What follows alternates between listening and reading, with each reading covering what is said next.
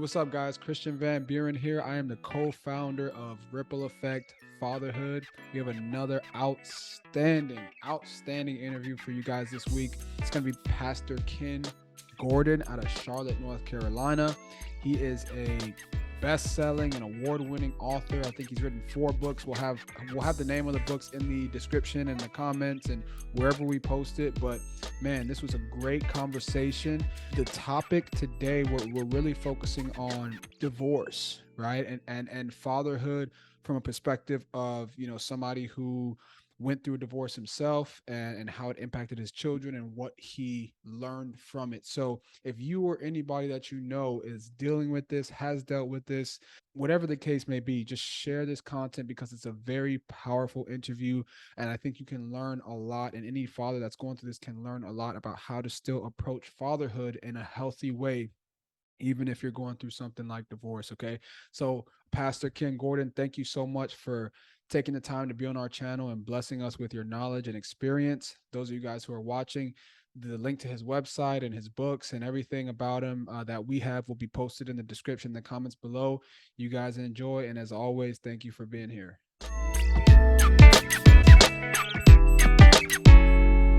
All right, guys, as always, I am very, very, very excited for this next interview. We have Mr. Ken Gordon here with us. I'll let him formally introduce himself, but you guys, I think you're going to get a ton out of this. We're going to focus on the relationship between, a father and his children in the event that there's a divorce that happens. And so I'm excited to put this out there for you guys, but make sure that you share this content. Make sure you share positive content around fatherhood because we need more of it. But anyway, as we roll in, Mr. Ken Gordon, you want to go ahead and introduce yourself? Yeah, first of all, thank you so much for having me on this morning. I'm always excited to talk about fatherhood because it's one of those really misunderstood areas. I grew up with a really positive father. I tell people all the time I wasn't a statistic. I didn't grow up in a home without a dad. I had a dad, a very strong dad that was in my house the entire time, but he wasn't just there; he was actually engaged, heavily engaged with us. He was in the military, so we moved all around the world. And his example, his role model, the model that he set was one that made me want to be a great father as well. And so I have 2 biological children. My wife Leslie and I were each of us were married for about 17 years. We got divorced. Each one of us got a divorce. And she always she always tells me to make sure I tell everyone that we didn't know each other when we got our divorce. So Okay. she was Gotcha. the other woman. But both of us have children that are now adulting in their 20s. And so I have a son and a daughter, 26 and 23, and she also has 2 sons, 26 and 23 as well. Okay. And so that's where we are. I have 2 grandchildren. And at the end of the day, my experiences are what kind of, brought me to where I am today and sharing them. And I do have to tell you, as we kind of talk a little bit about fatherhood, I'm not a subject matter expert. I am a father, but what gives me the right to talk about it is the many times that I have failed at fatherhood. And the fact that I want to share with others, some of my mistakes and some of my observations, so hopefully they won't make the same mistakes. Man, that is wonderful. I'm excited to. First off, I like the way you answered that question. What gives me the right to talk about fatherhood? It's my failures. Yeah. Like I love that answer. Like that speaks to me because I was telling you I have a little son myself. He's 16 months old, and it's a he's learning and I'm Yeah. learning. You know Yeah. what I mean? Yeah. Yeah. So I love that answer. It really resonates with me. And Um, even when he's 16 years old, both of you will still be learning. When he's yes. 36, you'll still be learning. So, this whole parenthood thing is not something you take the course and graduate. It is continuous education. Absolutely. You already get blessing me with plenty of knowledge, and we haven't even asked the first question yet. but no, so yeah, I mean, with Ripple Effect Fatherhood, all we aim to do is just create a movement that promotes, inspires, and encourages the positive presence of fatherhood in the lives of everyone, right? Mm. And so with that, I'm excited to talk to you today about the importance of a father and his relationship with his kids, in the event that there is a divorce. And so I guess Mm. my first question for you is, for a divorced dad, in your opinion, what's the difference between a dad who is engaged in his relationship versus just a dad who, like a present dad? What's the Yeah. difference? Yeah, that's a great question. When when I wrote my very first book, Divorce But Still Dad, the reason I wrote it is because I saw too many men that felt like divorcing the wife was equal to divorcing the children, and so they kind of disengaged from their children, and they felt like their money was kind of their representative, if you will. And so, okay, as long as I'm paying child support, then I'm doing what I'm supposed to do. No, you're not. You got to be engaged with your children, and being present means that your body is in the house. Being engaged means that you put down the cell phone, you put down the remote control, you put down the Game Boy, you put down the iPad, and you go and sit down and get face to face with your children and learn about them and who they are, and what makes them tick and what's important to them and why they're different. And so being engaged means actually not just being a body. I'll share a quick story with you. I was some years ago, when my children were actually very small. My daughter was 4. I had a job where I was a vice president of international sales and marketing, and I was traveling all over the world.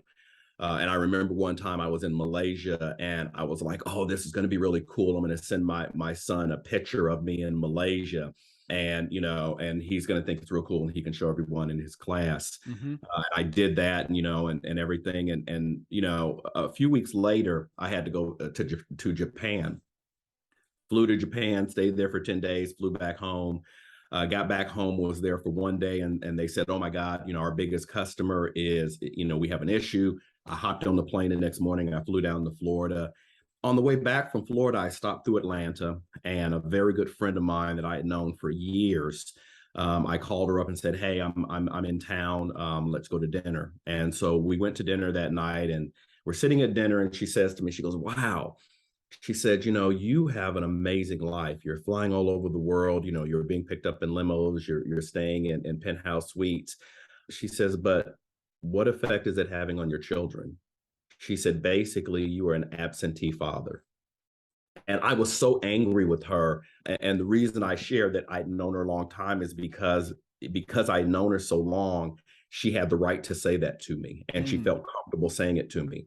And it stung. It hurt, and it hurt not because she said it, it hurt because it was true. Mm-hmm. And so I went back home to Colorado. And the next day, I went into my daughter's room, and I sat down on her bed, and I said, "Hey, honey," because I recognized I didn't know my children. An engaged dad knows his kids. A present father knows that he has kids. And so I sat down and I Mm. began to talk to her, and she began to share things with me about what she was going through at daycare, at pre-K. How the kids wouldn't play with her because she was an African American.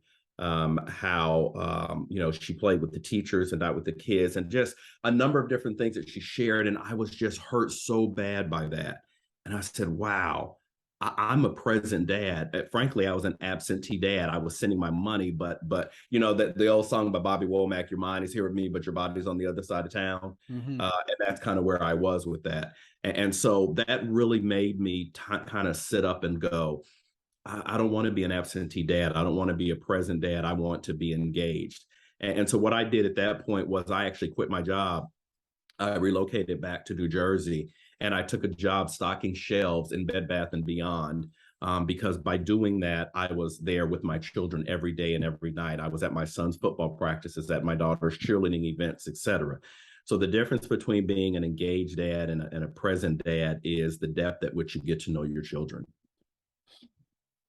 That is an interesting story. Very, very eye-opening. And honestly, with you quitting your job and the reason you did it is one that I relate to personally, because that's actually where I'm at, like in my life right now. Before we hit record, I talked to you about how, I decided to resign my active duty status and take on a position where I can be more present with my family. And I'm still, it's still very fresh, but Mm-hmm. I don't regret it. I don't have any worries or anxieties because of the fact that I know that the most important part of the decision is me being here for my son, Right. and just being present. Something that's very important that you mentioned is knowing who your kids are, but you also talked about the fact that they are their own people. You know, Mm, sometimes when I look at my 16-month-old son, and I'm sure a lot of dads can relate, it's we forget that, hey, he's his own person, you know? And so it's important for us to get to know them, you know, as yeah. opposed to just saying, hey, that's my seed, right? Like he's his own person, right? Right. And if we bring God into the equation, he's God's first. You know what That's I'm right. saying? And God made me unique and he made him unique. And, you know, God's got a plan for my life. God's got a plan for his life. You know what I Yes. mean? Like, and Do. so that really stuck out to me. But something that I really hope everybody grabs is that you said an engaged father knows his kids, a present father knows he has kids. That that right there is that's huge for me, and I Yeah. think that's going to be huge for our audience and the people who get this. And so I'm glad that you said that, because that really speaks to our society, and I think that can really bless a lot of ears that it falls on. So that Right. was huge. So in your own experience, what are some mistakes men make when they go through a divorce? Yeah. So divorce hurts. And there's no such thing as an easy divorce. And our society, we have not yet gotten to the point, especially in the church, gotten to the point where we have released the stigma of divorce. And so the stigma of divorce is that God hates divorce, right? And by association, because he hates divorce, then he hates you as a divorcee. And so the first, I think, mistake that a lot of men make is when divorce comes to their door, they forget who they are divorcing. You're not divorcing your family. You are saying, my wife and I are not able to make this work, and so we're going to go our separate ways. But we still share children. And Mm-hmm. so I am not divorcing my children. I am not walking away from them. It doesn't really, frankly, matter whose fault it is, if you will. Throw fault out the window, throw blame out the window, because I'm a firm believer that in any divorce, there is never one person that is 100% responsible or to blame. Blame rests on all sides, no matter what. And there are some people who don't want to accept that, but it's true. But for the man, if you will, the big mistakes that we make is divorcing our children, walking away from them because we allow them to be packaged, to be a package with their mother. And my firm belief is that as a dad, as a divorcing man, we still must be a dad. We still have to co-parent. We still have to be what I call a protector, provider, and priest to our children. We still have to set the example by being engaged. Even though engagement means not in the same house, you're still responsible for being engaged. So I think most men, the biggest mistake that they make is they look at their children and their mother's children as a package deal, but they're not. You have to break them apart and deal with what's going on with you and their mother, and what's going on with you and your children. And the two are not the same. They are absolutely not equal. In the event that anybody on here is listening or watching and going through a divorce, definitely understanding that, and I like the analogy that you use is that your relationship with your wife, and your relationship, or your ex-wife, and your relationship with your kid, as it relates to this divorce, are two separate packages. It's not the same. It's not in the Right. same box. Right. Got you. And you're Right. still responsible to be a protector, provider, and priest, right? Even if you're not in the same house. That's huge. I If, like if, I like if that. I can jump in on that and say one thing, and Mm-hmm. again, I'm not the expert here. I can just share what I did and kind of my experiences. But I think another something else that I really recognized is when I got divorced, as I was going through my divorce, one of the things that was very important to me was that my children's lifestyle did not go down significantly while mine went up. And so when I got the divorce, I chose to not leave town. I chose to stay local. I had job offers where I could have, but I chose not to stay local because I still wanted my children to have access, easy access to me. I actually purchased a house 3 blocks away from where my ex-wife and my children were living, and it was equidistant from the bus stop. And that was really important to me. But I also took it a step further in that it was important to me that my children had a certain lifestyle. It's interesting. The courts say that in alimony, that the obligation of the man primarily is to ensure that the wife maintains a standard at which she was used to living. Okay, great. But I think it's more important that the children maintain that standard, that they don't all of a sudden find themselves going to school wearing the same clothes, or not having new clothes, or not having, things that they normally would have had with a dad in the house. And it becomes obvious to children. Mhm. But it was so important to me that when I purchased my new house, I actually paid attention to something that was really important. On the wall in the house where my children were living, in the family room, there was a 55-inch Sony Bravia TV.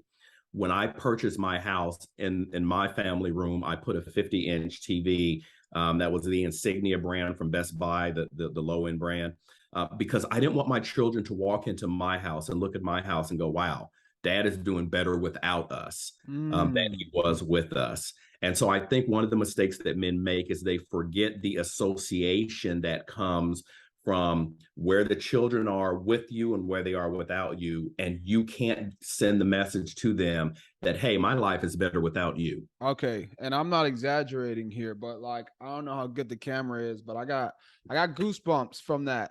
And and honestly, like the reason being is because in my specific situation, I grew up without my father in the home, right? Mhm, And I didn't see how he was living without me. mhm, However, I do know that his it wasn't better without me, if that makes sense. Like mhm. because the reason he wasn't in my life was because he had his own issues. And so I won't Sure. go into detail. However, I do know people, right, that I'm close to that have experienced what you're talking about. And and I will say that I guess a lot of dads probably don't even realize what that may do to the children, kind Right. of if they don't even realize it that, Right. when the children come to their house or go stay with them and see these nice things. Cause and a lot of dads in their minds, maybe they think, oh, when you come with me, Mm, they think it's a good thing, hey, right. here's all this nice stuff, or Right. look at, you know what I mean? But I'm glad you put it the way you put it, because they don't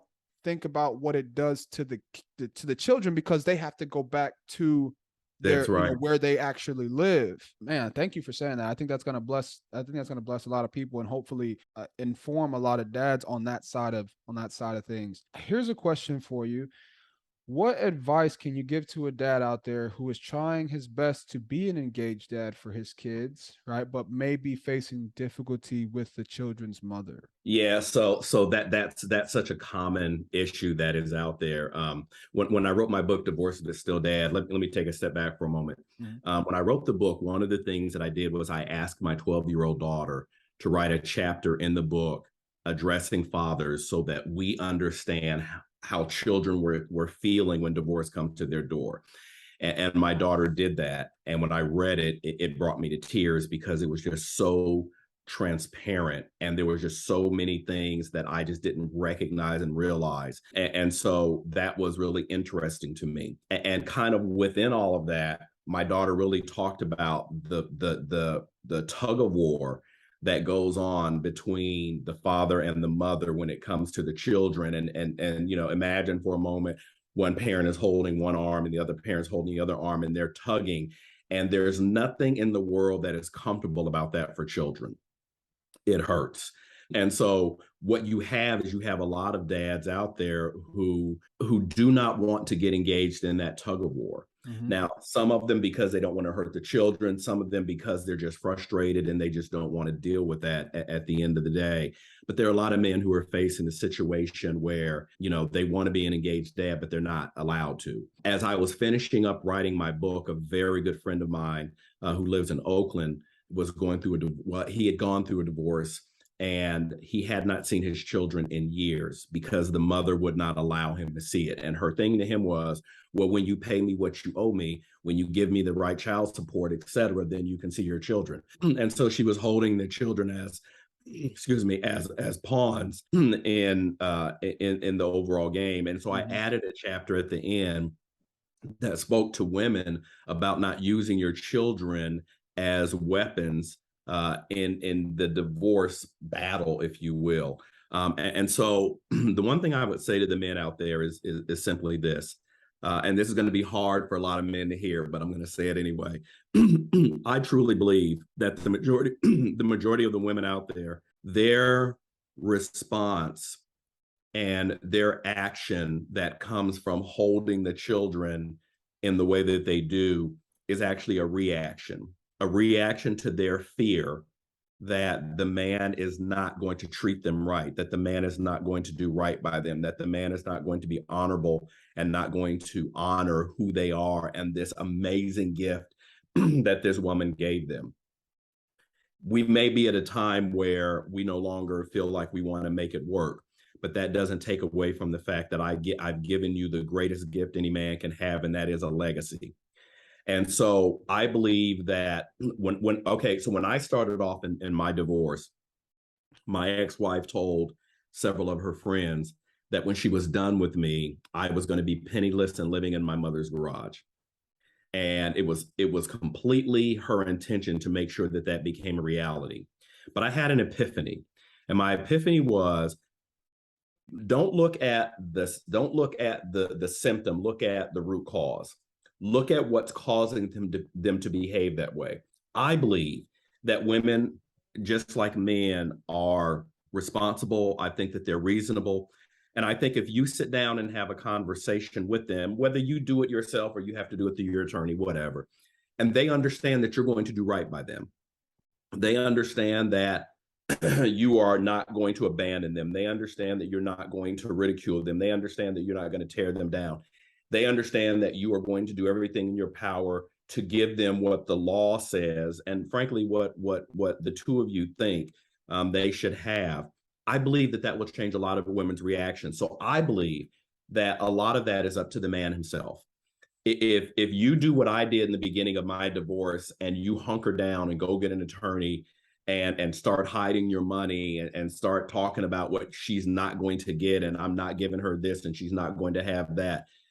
When you do that, that breeds mistrust, that breeds hostility. And so I believe that if you're a man and you're in a position, a situation where the woman is not giving you access, try a different approach. Try, the old saying is you attract more flies with honey than you do with vinegar. Try being reasonable and understanding where she's coming from. Try being empathetic, using empathy in the equation instead of using anger. Because most women, I truly believe this, most women want stability. They want safety. They want security. And divorce comes to them and it just totally shatters all of those things. And because it shatters it, their response, their reaction is to lash out in the only way that they know how, which is through the children. Because most women know men value their children. Despite what you hear about deadbeat dads, women know that. And so if you can help her understand that she is still going to have a level of security, a level of stability, that you're still going to do right by her, I think that not in all situations, obviously, but I think in the majority of the situations that will change the dynamic.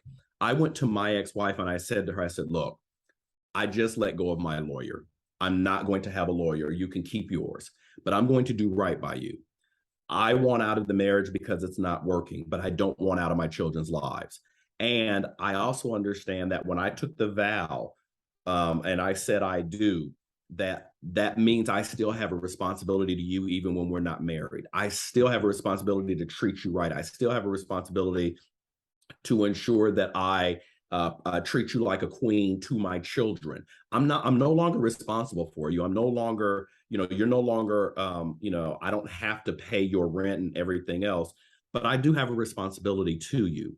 And so we can either spend all the money on the lawyers or we can spend the money on our children and kind of putting our lives back together. And she said, okay. It didn't make her give in to everything that I wanted. It didn't make her not ask me for money. Right. But it certainly made her willing to share our children and to co-parent. So at the end of the day, I think if you find yourself in that predicament, in most cases, it's a response to her fear, to Hmm. her worry about the fact that she's now going to be left out, and you're going to go on with your life, and you're going to forget about her and the children and not do right by her. If you can sit down and convince her that you're still going to do right by her, even though the two of you are not together, you're not going to talk about her, you're not going to try to put poison in your children about her, you're going to pay child support on time, she's not going to have to run you down to get all of that, you're not going to flaunt your relationships in your children's face and in her face. If you can convince her that there is still a level of security and stability and respect, then I believe that it will change the dynamics of that relationship. I tried to keep up. I tried to keep up with you, but I got to a point where I was like, man, I got to stop taking notes and just focus in, cause this was great. And honestly, like, even though I'm not in this situation myself, like, I'm so excited to once we put this out and make it public, to for people who are going through this to hear this, because this is the perspectives that you're giving, and the analogies and the wisdom that you're giving on this is so vital. And it really, because of this being such a common thing, and it's also so common that this doesn't get handled the right way, then Mm-hmm. then men don't even think about this stuff that you're talking about. But a couple things that I did write down was, well, first thing I want to say before I get into that, let me backtrack a little bit. For anybody listening, I think that the answers that you gave they work both ways, right? Because the reason I say that is because I think that, and I don't know the numbers, however, I do know that there's a high possibility that there are some women out there who are trying to be the best mothers that they can, and they may be going through a Sure. divorce, and maybe the father is using the kids as a weapon. So I want to put it out there that everything that you just said, I think, works both ways as far as how a mother can approach this situation.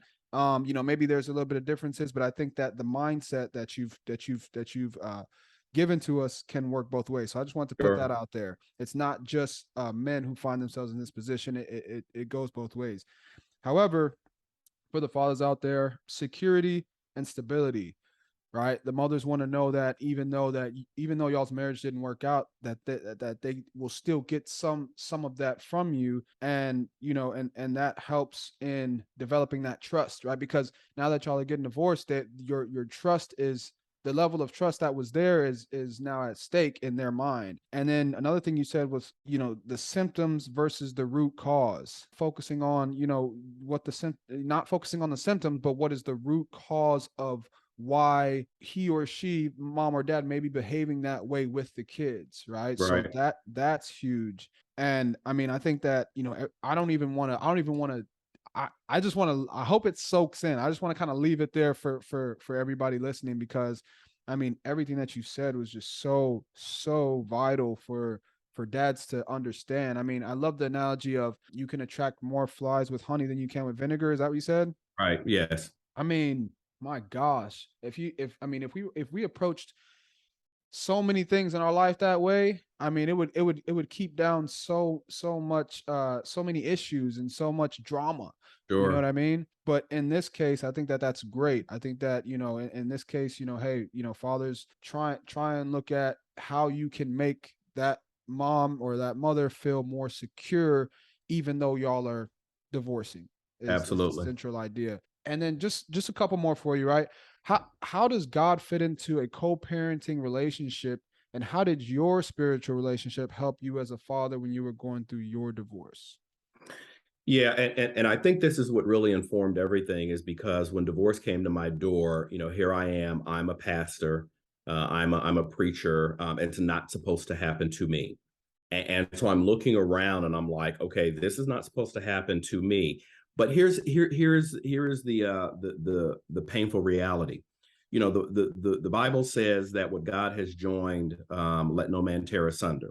The truth of the matter is that there are a lot of marriages out there that God didn't join. Mm, Those marriages came together because somebody liked the way somebody looked, because somebody thought they could get something from someone, because any number of different reasons that had nothing to do with whatsoever with God. And so I say that because there is no guarantee if your marriage was not put together by God that it's going to stay together. And so when divorce comes to your door, you have to be honest about it, and don't, whatever you do, do not stay in a marriage for the children, because the children are smart enough to know. And all you're really doing is you're warping their sense of love and their sense of marriage.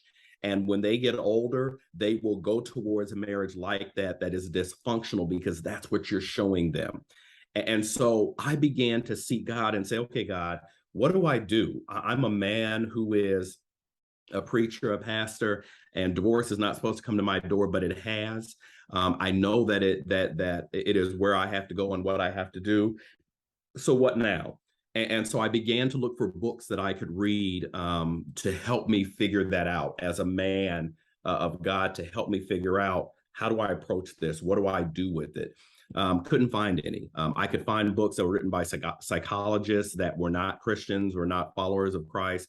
I found books by pastors of mega churches that had written a book about divorce, but they've never been divorced. And my question really was, how can you tell me as a Christian, as a follower of Christ, how can you tell me how I'm supposed to deal with the fact that I hate her? I hate the very name of her. I don't want her name even come out of my mouth or any of my friends' mouth or my family's mouth. And I would love it if a bus ran her over tomorrow. And look, there are a lot of people out there, men and women, who know what I'm talking about. That's just real. But yet and still, I'm supposed to be a follower of Christ. How do you come up out of that? Because you know it's not right. But as someone once said to me, it's not right, but it's real.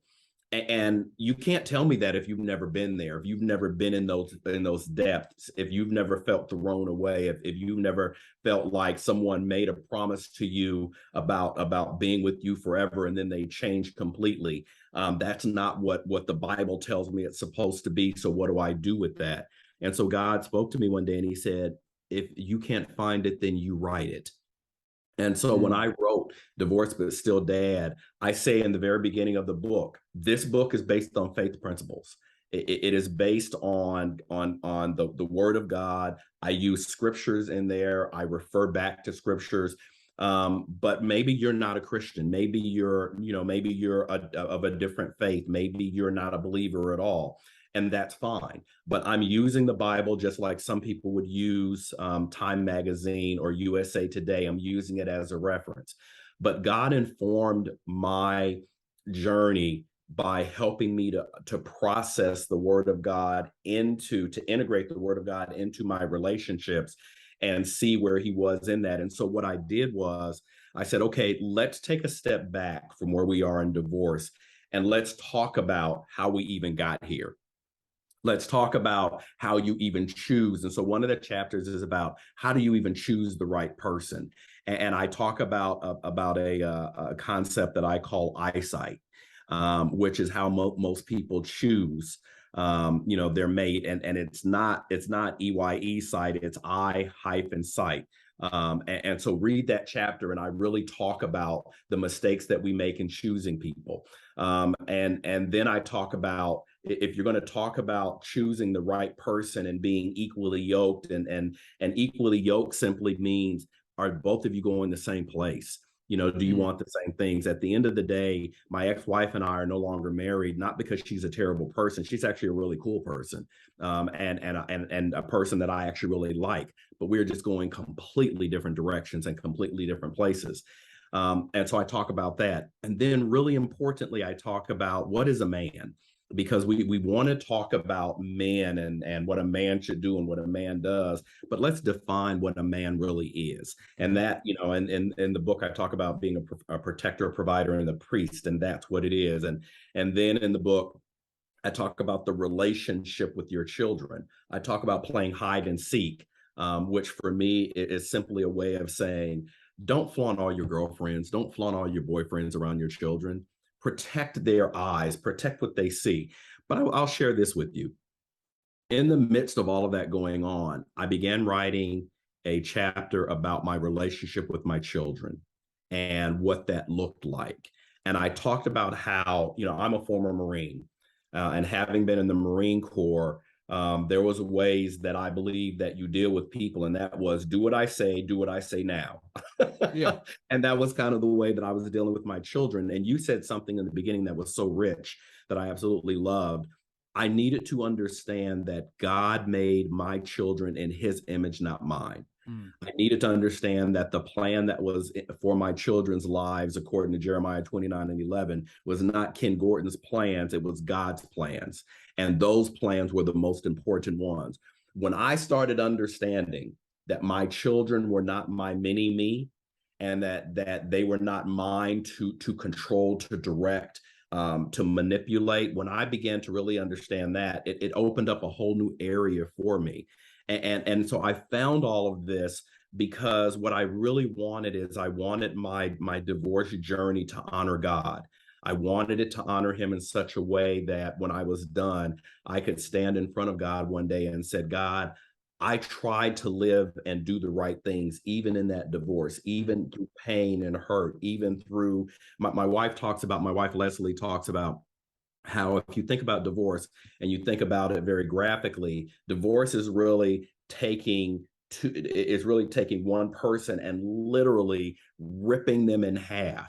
Mm. And you see the tearing of the flesh and the tearing of the skin and everything. And that's what divorce really is. No matter who it is you're divorced to, it's a tearing of the flesh. And Mm. that is incredibly painful. The only way that you're going to be able, I believe, to truly deal with that, let me not say it this way, because there's a point I need to make here. There are two ways you're going to deal with that. One is through God, and going to God and helping him inform kind of your journey, which is what Divorce But Still Dad really does. It gives you the tools, it gives you the scriptures, and then it gives you just the natural kind of things that you need to do. But let me just also say this to everyone. If divorce has come to your door, more than anything else, I recommend therapy, because too many pastors think that they are able to give therapy, and they're not. And I can say that because I am a pastor. I can say that because I have a doctorate in Christian counseling. I can say that because I have a second doctorate in communications. And so, any pastor out there who is trying to give therapeutic counseling to their people are doing them a disservice. If you are going through divorce, go to a therapist, a clinical therapist who has been educated, who has been prepared, who has been equipped to deal with the things that you are going through. It is more than just spiritual. The Bible even says things are first natural, then spiritual. So I would say to you that while there was a significant spiritual aspect to my journey, I had to couple it with therapy, which I did go to therapy, and I made sure my children went to therapy as well. Clinical therapy is necessary because divorce is hard and it hurts. That was amazing. Thank you for that. First off, you literally just said it, and I want to reiterate it right away for any fathers listening. First off, therapy, right? Go to therapy. But Yes. if you're going through a divorce where kids are involved, make sure your kids go to therapy. Yes. Like that, I wanted to say that again right away, right? Because I mean,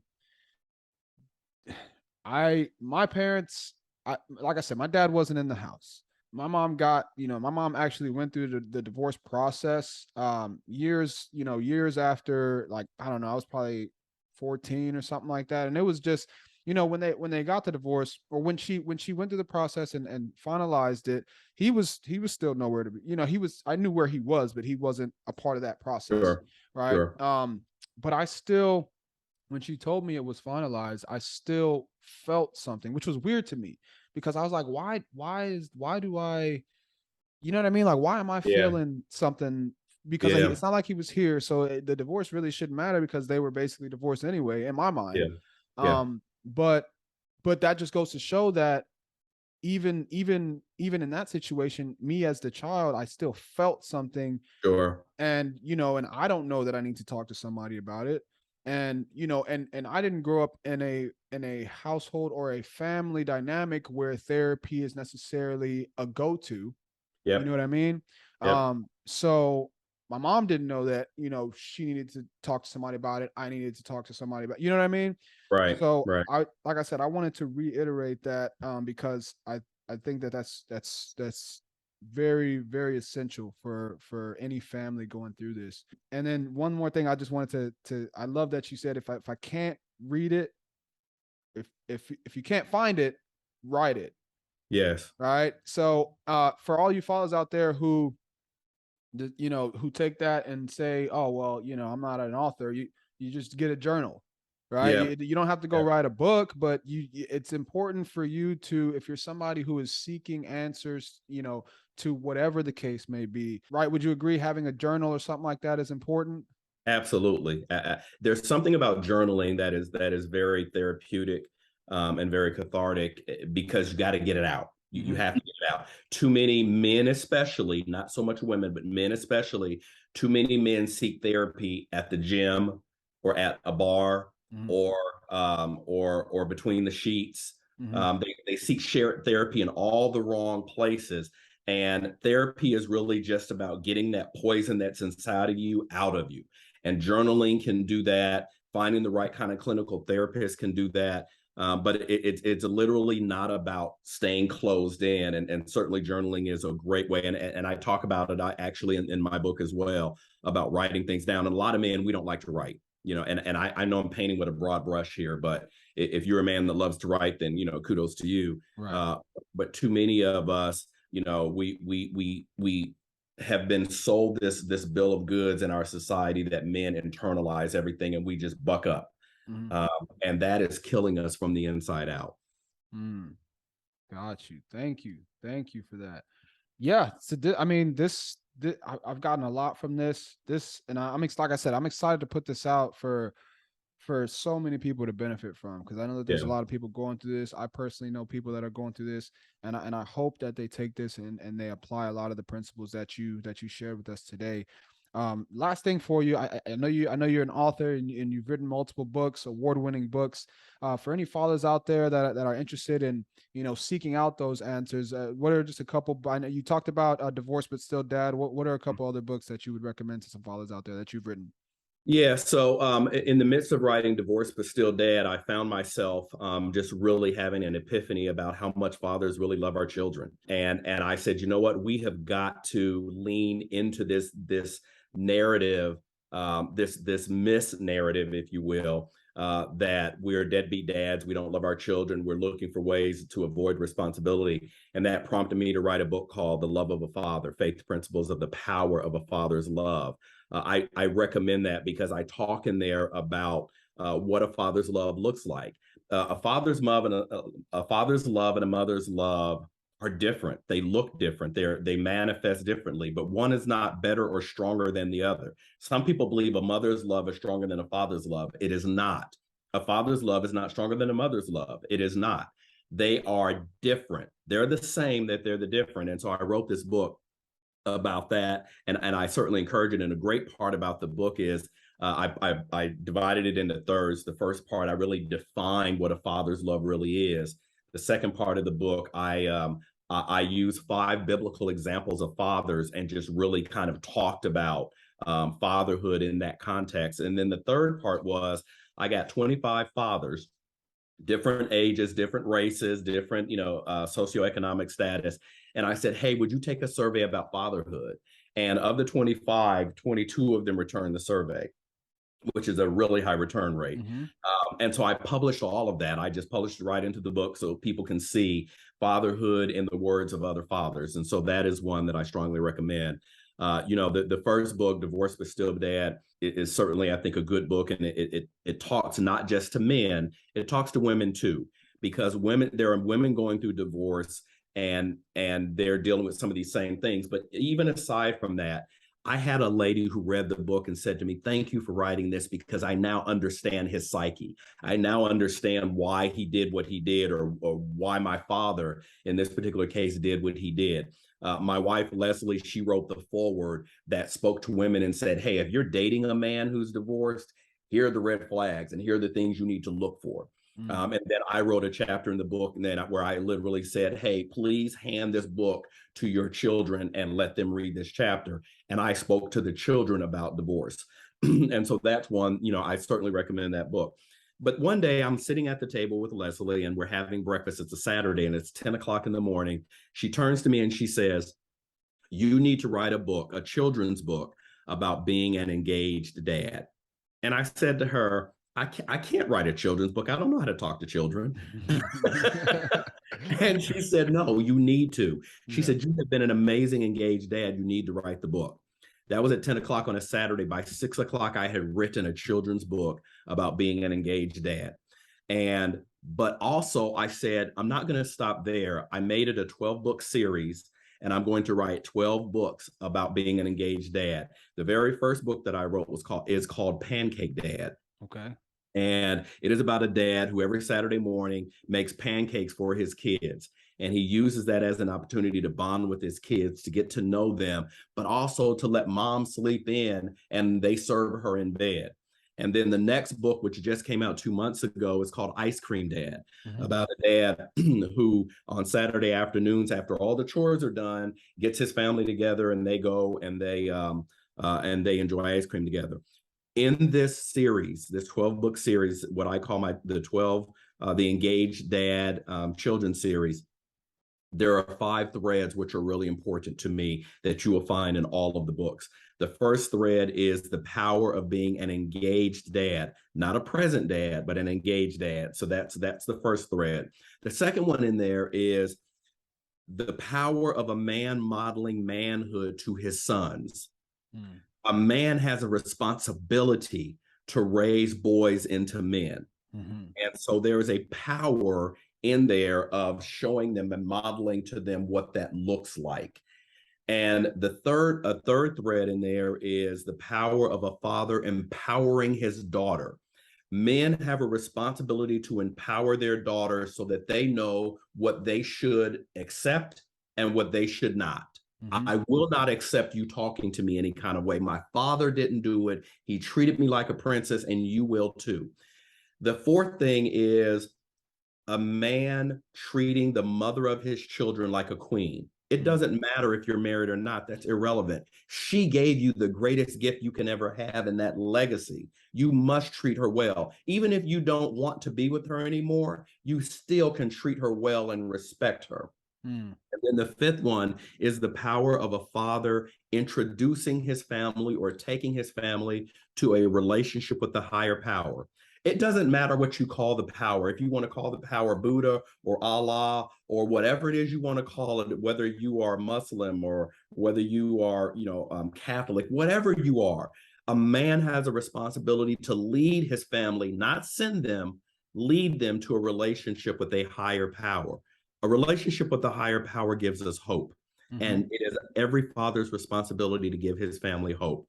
And so those are the first 2 in my 12-book series. I'm working on the third one. Well, I've already written the third one. It's called Pizza Dad, and it's being illustrated right now. And I'm working on the fourth one, which is Date Night Dad. So those are books that I've written that are out there that you can find on Amazon that really talk about fatherhood, because I think it's time for men to lean into fatherhood and to reject the narrative of deadbeat dads and men not being in the household, et cetera, et cetera. It's time that we dispel that, and we only dispel it by modeling it and showing people who we really are. Man, wonderful. Yeah, I fully believe that everything that you just mentioned, I mean, can make drastic changes in our society and the world that we live in. My gosh, I'm excited to hop on Amazon as soon as we get done with this.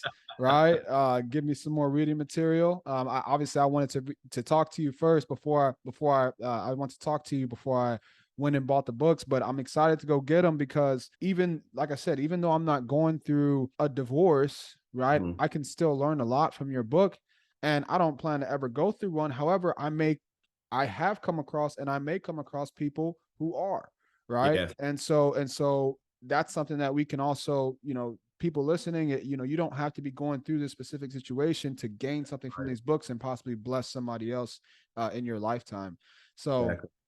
man, Ken, this was amazing. I'm like I said, I'm very excited to put this out because I know a lot of people will be blessed by it. I'm gonna share it as much as I can, and I just hope that I hope that it creates that ripple effect. You know what I mean? And somebody else shares it, and somebody else shares it, and it changes the lives of many out there. So make sure you guys definitely the names of his books and the links.